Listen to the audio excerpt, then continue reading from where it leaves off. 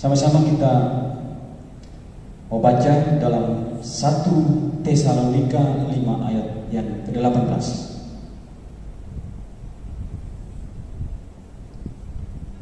1 Tesalonika ayat yang ke-5, pasal ke-5 ayat yang ke-18. Demikian firman Tuhan.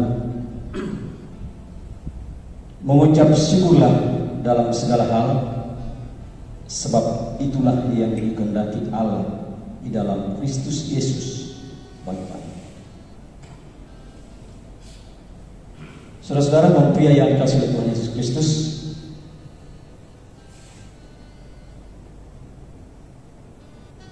mengucap syukurlah dalam segala hal ini merupakan nasihat dari Rasul Paulus kepada jemaat di Tesalonika, di mana Rasul Paulus mengajak jemaat sana untuk mengucap syukur kepada Tuhan dalam segala hal. Kalau dalam awal tadi saya menyatakan bahwa 2 hari yang lalu saya dalam keadaan demam, tapi puji nama Tuhan, saya tetap mengucap syukur. Dan saya juga berpikir kalau demam saya tidak reda besok dan tidak berkurang, mungkin saya menelpon pengurus Belgrade untuk mengganti saya pada malam hari ini. Dan puji nama Tuhan, saya tetap berharap kepada Tuhan bahwa Tuhan pasti tolong dan pasti jamah saya. Saudara yang dikasihi oleh Tuhan Yesus Kristus, ungkapan mengucap syukur dalam segala hal memang sepertinya mudah untuk kita ucapkan, namun tidak sedikit juga yang susah. Tidak banyak yang mengatakan juga ternyata aplikasi dalam kehidupan sehari-hari itu berat.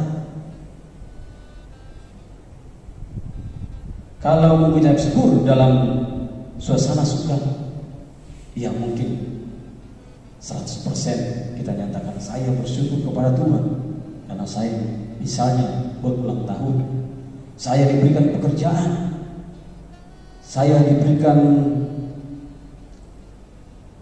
kenaikan pangkat misalnya, mengucap syukur kepada Tuhan. Namun ketika hal yang berbeda yang kita alami, itu sangat susah kita mengucapkan dari mulut kita sendiri untuk mengucap syukur. Tapi tidak dipungkiri saudara, pasti ada di antara anak-anak Tuhan, mungkin kita juga di sini, yang sanggup mengatakan dalam kesusahannya tetap mengucap syukur kepada Tuhan. Nasihat Rasul Paulus kepada jemaat di Tesalonika yang telah kita dengar di pembacaan ini, walaupun 1 ayat, saudara, malam hari ini juga diperdengarkan kepada kita untuk kita juga mau seperti jemaat di Tesalonika untuk bersyukur kepada Tuhan dalam segala hal.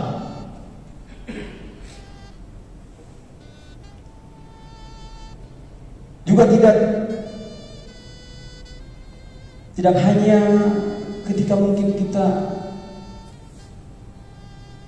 dalam keadaan suka, seperti misalnya mendapat pekerjaan, saudara, kita bergirang, kita mengucap syukur. Tapi di situasi yang berbeda saya katakan tadi, kita juga dituntut, kita juga diajak untuk selalu mengucap syukur dalam hal-hal tertentu yang secara fisik tidak menguntungkan bagi kita.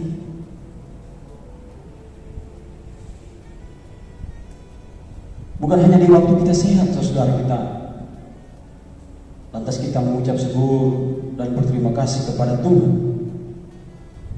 Ketika kita sakit pun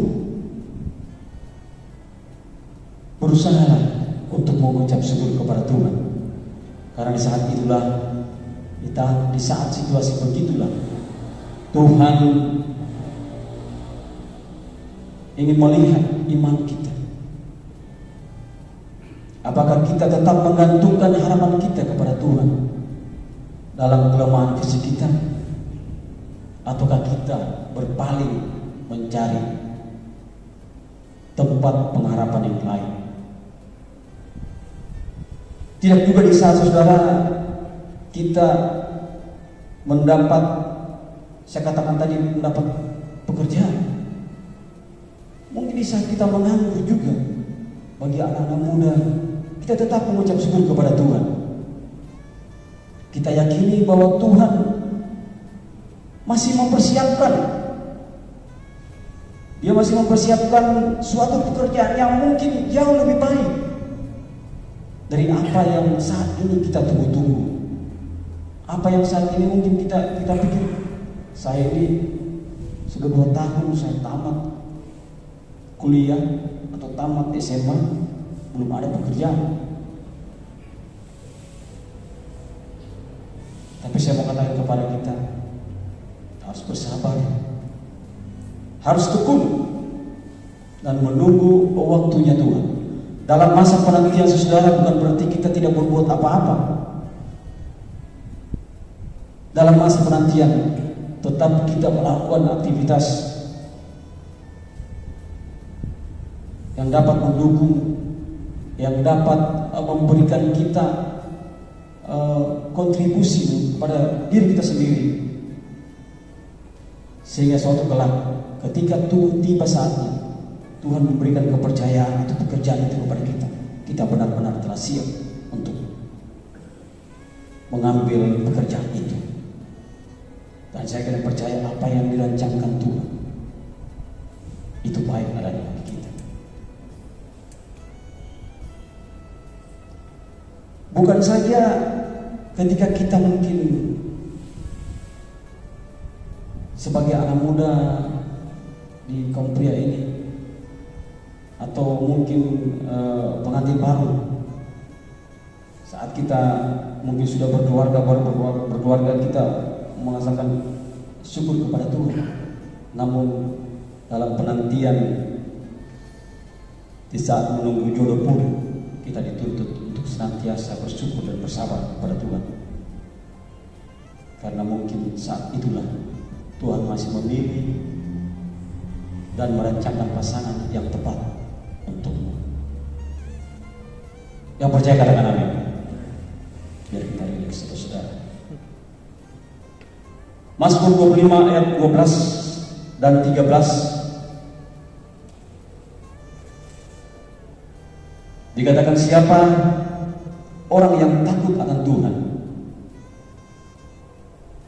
kepadanya Tuhan menunjukkan jalan yang harus dipilih.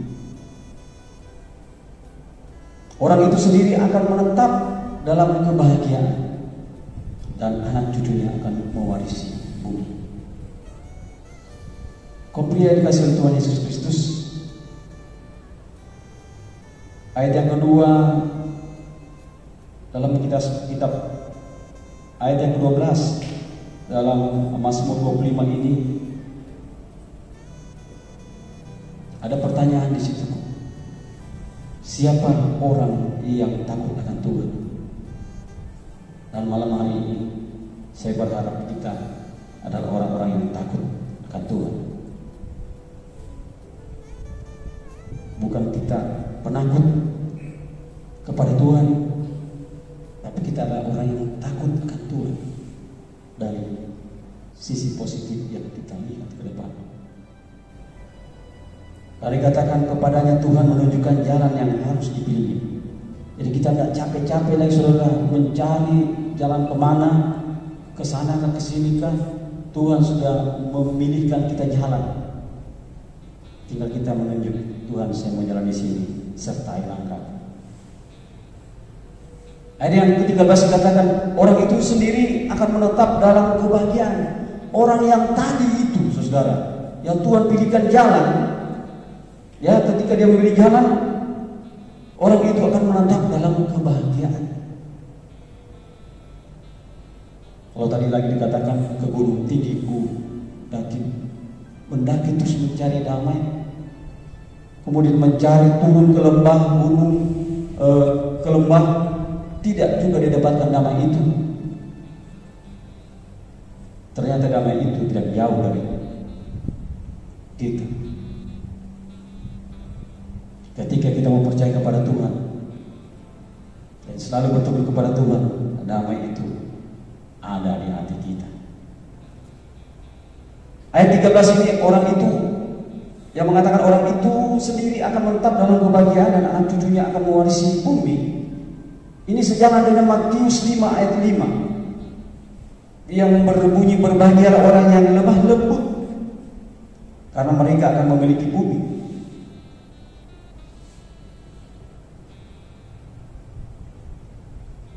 Bumi kita di sini digambarkan dengan kekayaan.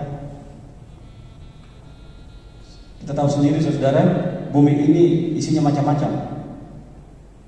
Ya, selain manusia dengan tumbuhan di dalamnya, hewan, 3 makhluk utama ini, Tuhan juga telah menyiapkan kepada umat manusia beberapa kekayaan yang luar biasa yang tak ternilai harganya. Contoh saja di Sulawesi Tenggara ini banyak tambang emas, nikel. Belum lagi di daerah lain, di perut bumi ini, di dalam lautan, saudara, ada minyak, ada ikan dan seterusnya. Bumi ini mengembangkan kekayaan Allah yang nantinya Tuhan berikan kepada orang-orang yang takut akan Tuhan. Amin. Kita akan sebawahi saudara, orang yang menetap dalam kebahagiaan. Setiap orang pasti menambahkan hidup bahagia, siapapun itu saudara-saudara. Sebab hal itu memang juga dijamin dalam undang-undang negara kita. Kebebasan hidup seseorang tanpa tekanan dan intimidasi dari orang lain. Ada banyak hari-hari ini jika kita share di internet, saudara, banyak cara orang untuk mencari kebahagiaan hidup. Bahkan di toko-toko buku itu banyak penulis yang mengupas tentang kebahagiaan hidup dari berbagai sudut. Padahal sebenarnya ini bukan pisang yang dikupas, tapi dikatakan dikupas, saudara, tentang kebahagiaan hidup dari sudut pandang mereka sendiri. Selain itu juga banyak motivator dunia, bahkan motivator yang ada di Indonesia pun juga kalau kita lihat dalam internet itu ada dibuka kelas-kelas seminar tentang mencari hidup bahagia. Mungkin salah satunya adalah pria sejati, mungkin begitu. Ya, bagaimana caranya pria sejati itu dapat juga menjadi patokan bagi keluarganya untuk menuju ke kebahagiaan keluarga. Saudara yang dikasih oleh Tuhan Yesus Kristus, bahagia ini bukanlah milik orang-orang kaya saja, bukan hanya milik satu orang milioner saja. Kebahagiaan tidak dapat diukur dari seberapa banyak kita mampu mengumpulkan harta, seberapa banyak uang kita atau tabungan kita, rekening kita di bank. Ya, karena dari demikian saudara, maka tentulah hanya 1-2 orang yang memonopoli kebahagiaan itu. Yang saya katakan tadi, kebahagiaan bukanlah milik orang-orang yang kaya saja. Mengapa saudara? Karena banyak juga milioner, orang-orang kaya ini stres dengan hartanya. Seperti beberapa minggu yang lalu digambarkan oleh wakil gembala dalam khutbahnya, ada seorang yang kaya yang pusing setengah mati, bahkan stres memikirkan bagaimana hartanya nanti dia, dengan siapa dia akan turunkan. Mungkin kalau anaknya 3, hartanya mungkin kelebihan. Kalau dia sudah bagi-bagi, bisa saja ini setelah dia meninggalkan dunia ini, anaknya berperang satu dengan yang lain. Artinya saling memperebutkan harta orang tuanya, saudara. Kalau bahagia ini, ya, kalau bahagia ini hanya milik orang-orang kaya atau artis, mengapa? Saudara, artis ini banyak yang gonta-ganti pasangan. Padahal artis ini secara finansial tercukupi kebutuhan hidupnya. Tapi dengan alasan, berbagai macam alasan, gonta-ganti pasangan untuk ujung-ujungnya juga mencari kebahagiaan. Saudara, kaum pria yang dikasihi oleh Tuhan Yesus Kristus, bukan hanya sampai di situ, saudara. Lepas dari artis, milioner, tidak sedikit juga pejabat publik, politisi. Kalau kita menonton di televisi beberapa minggu terakhir ini, sangat miris kalau kita lihat, saudara. Karena kemarin 2 hari lalu kan itu seorang sekda yang ditahan, ditangkap karena mengkonsumsi narkoba. Untuk apa sih, saudara? Untuk mencari kebahagiaan hidup, mungkin secara pribadi bagi dia. Padahal dia tahu bahwa itu adalah salah. Kalau kita pikir, saudara, seorang sekda ini luar biasa, finansial tercukupi dengan baik, kemana-mana pun disapa orang, tidak ada yang tidak kenal, saudara, khusus di wilayahnya. Jadi kalau tenar, ya tenar. Kalau kemampuan, saya pikir ya lebih dari orang rata-rata. Tapi kenapa bisa terjadi, Pak? Nah, tidak ada kepuasan dalam hidupnya untuk mencari kebahagiaan. Nah, timbul pertanyaan, saudara, perlu kebahagiaan itu kita pertimbangkan?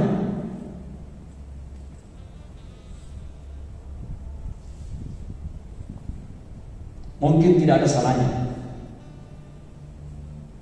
kalau kita katakan ya, perlu kita perjuangkan.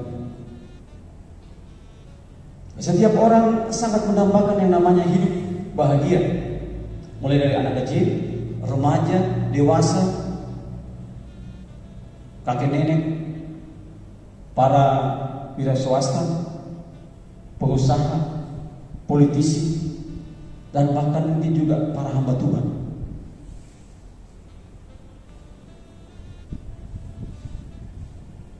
Ya, ada istilah orang bilang hidup dengan harap-harap cemas. Mudah-mudahan itu tidak ada pada kita, saudara. Karena hidup dengan harap-harap cemas berarti ekstra waspada dalam hidupnya, saudara. Tidak ada keyakinan akan pertolongan Tuhan dalam hidupnya. Saudara, yang membedakan adalah porsi. Tingkat kebahagiaan setiap orang berbeda-beda. Mengapa saya katakan demikian? Karena jika kekayaan itu bisa membuat orang bahagia, saudara, saya membaca di buku, tentunya Adolf Merli, seorang pria kaya Jerman. Tentunya dia tidak akan menabrakkan tubuhnya pada sebuah kereta yang melaju dengan kencang. Nah, dia adalah orang kaya di negara yang kaya juga. Jika ketenaran membuat orang bahagia, saudara, mengapa Michael Jackson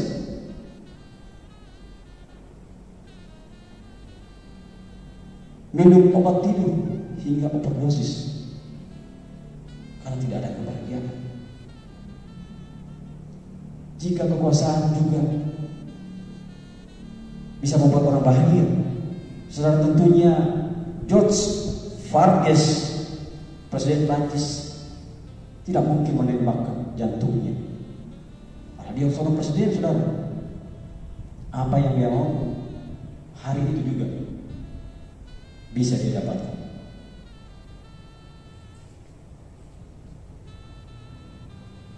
Soal kecantikan juga, kalau kecantikan itu membuat orang bahagia. Mengapa Marilyn Monroe, ya, artis cantik Amerika Serikat ini meminum alkohol dalam jumlah yang banyak sehingga ditambah dengan obat depresi yang begitu banyak sehingga fatal baginya. Yang tadinya mungkin hanya untuk mencari kebahagiaan, tapi ternyata di luar dugaan.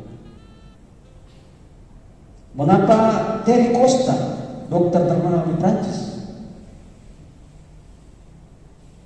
bunuh diri setelah menonton sebuah tayangan televisi? Padahal kalau kita pikir dia sehat.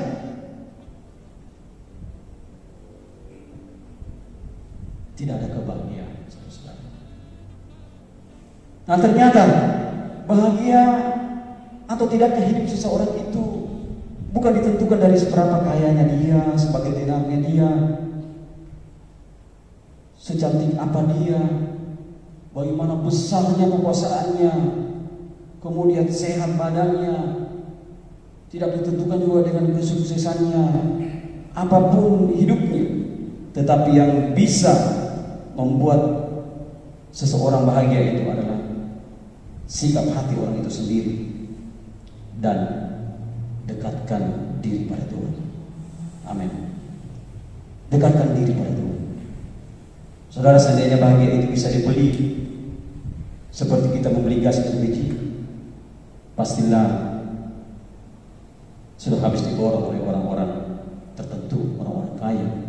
Dan saya sendiri mungkin tidak dapat, mungkin hanya dapat saudara pikiran yang 1,5 kilogram saja, ya.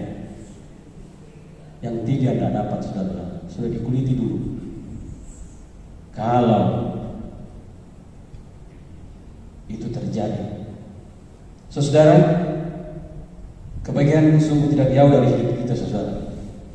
Yang penting